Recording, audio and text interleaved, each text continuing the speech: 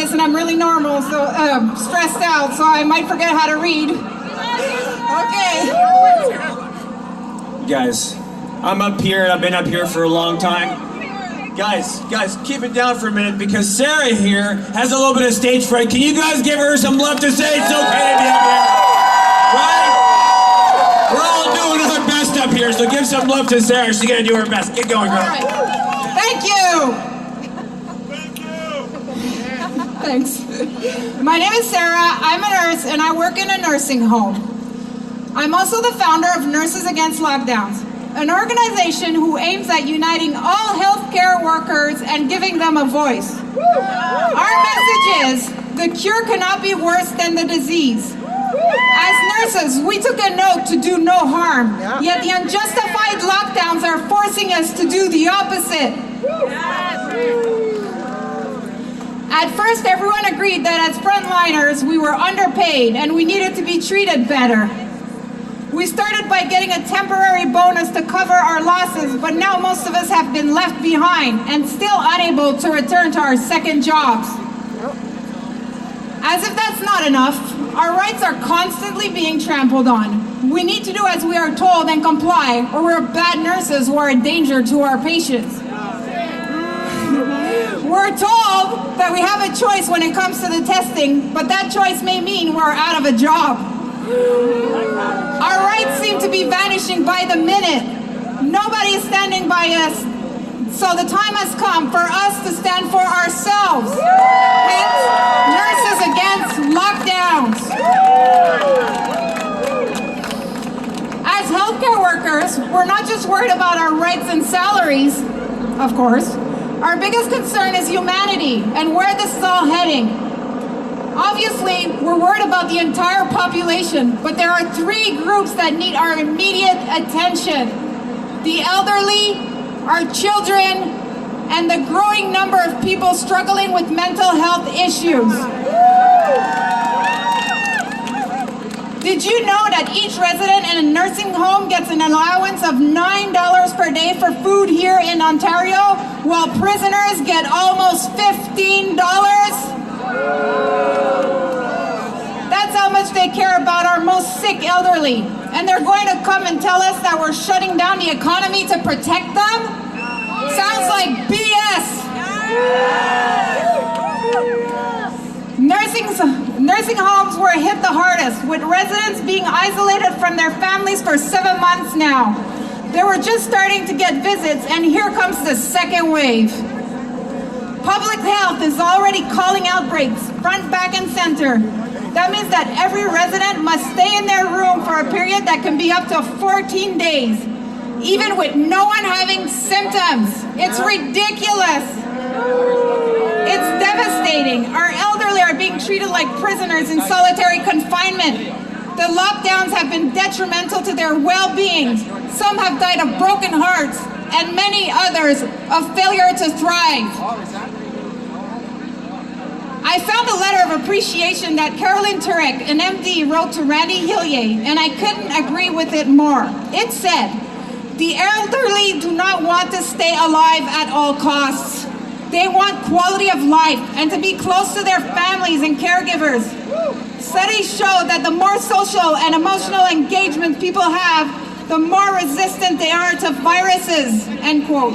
Why on earth are we doing the opposite of what we know to be right? It's becoming increasingly clear that there's a big hidden agenda. These are crimes against humanity. Nobody has the right to tell us when and where we see our loved ones, ever!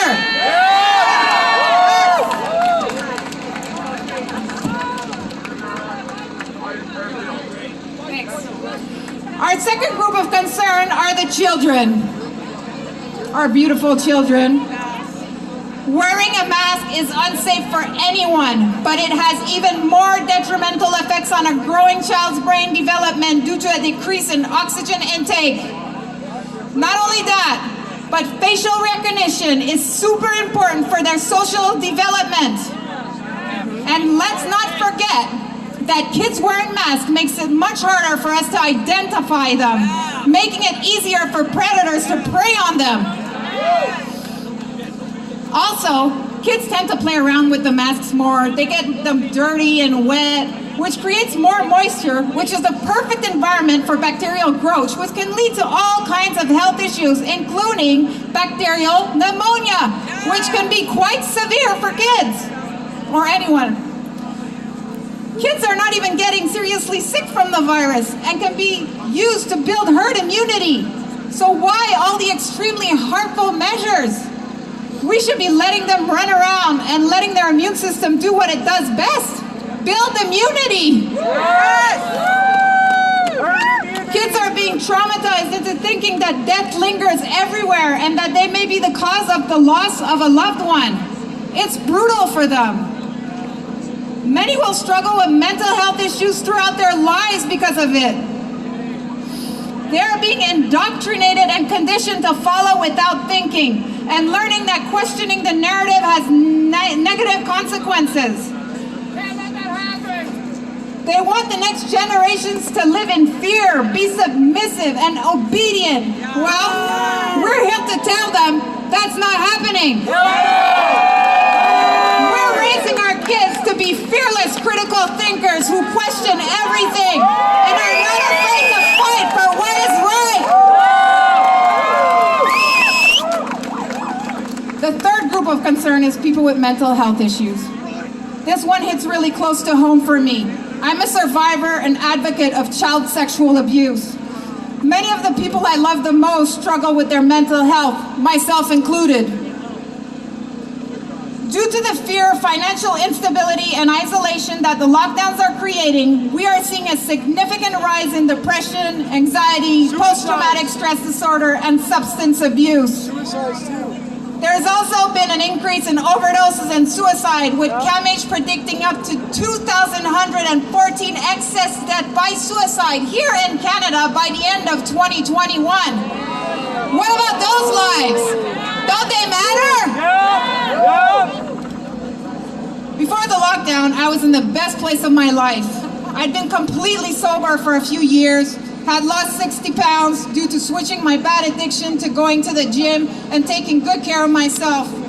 I got help from the Gatehouse, a safe place for adult survivors of child sexual abuse. Their programs helped me so much that I became a facilitator there and even started my own organization called Lighting Up Dark Corners to empower survivors. I felt unstoppable until the pandemic hit. I have complex post-traumatic stress disorder, and some of my biggest triggers are control and oppression. I've been continuously triggered and hyper-alert ever since this all started. It's been exhausting, and without my usual stress relievers like the gym and group therapy, it's been almost impossible to control my anxiety. I could have given into my rage and drowned it with alcohol since all the liquor stores stayed open. But that would have meant that they would have won. I couldn't let it happen. That's when I decided to channel my rage towards something positive and speak out.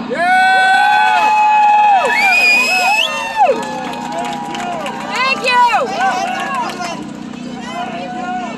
Sorry. Get through the page. Okay, hold on. If someone as mentally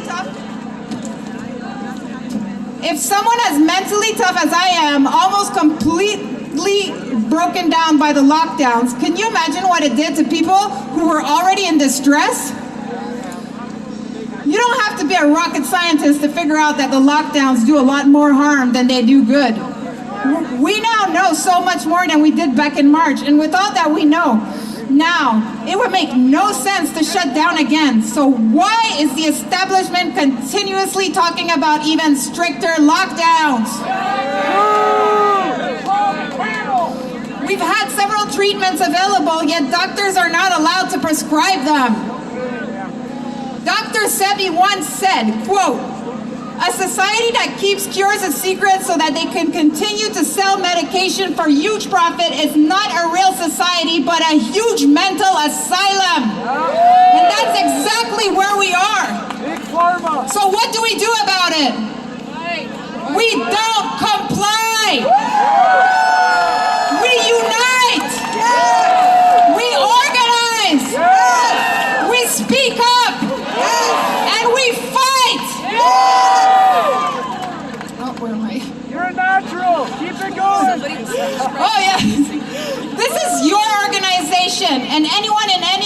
healthcare setting can join.